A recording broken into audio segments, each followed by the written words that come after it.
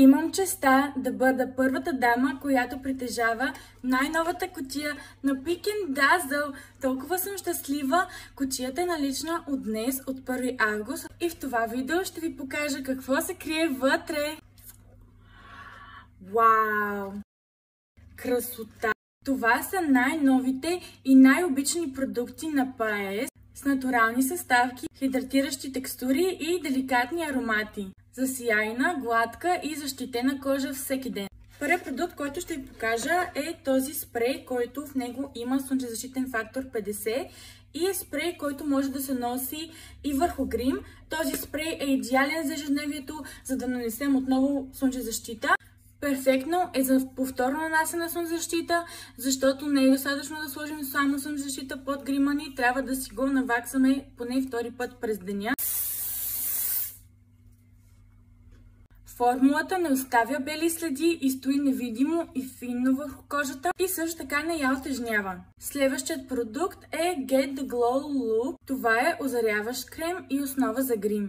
Съдържа хиалуронова киселина, пептиди, ниацинамиди, сквалан, които изпълват, хидратират и изглаждат кожата.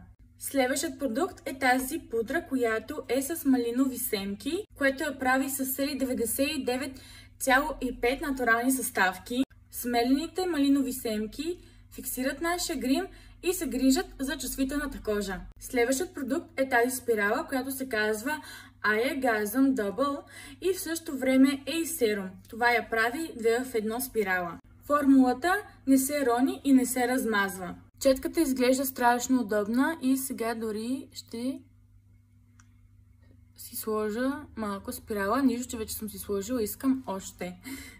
Следващият продукт е тази маска за устни Peptide Lip Mask и е с вкус на череша. Това е плодова хидратираща маска за устни с аромат на череши. Веган формула без лепкав ефект. Само сочност, мекота и нежен блясък.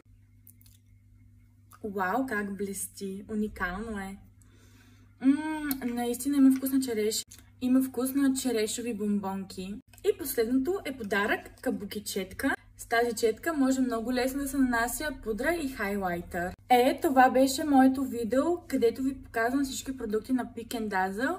И ако ви е харесало това видео, много ще се радвам да го харесате, да коментирате и също така да ме последвате мен, страницата на Peek & Dazzle и на ПАЕС. И ви пожелавам всичко най-хубаво. Чао и до нови срещи!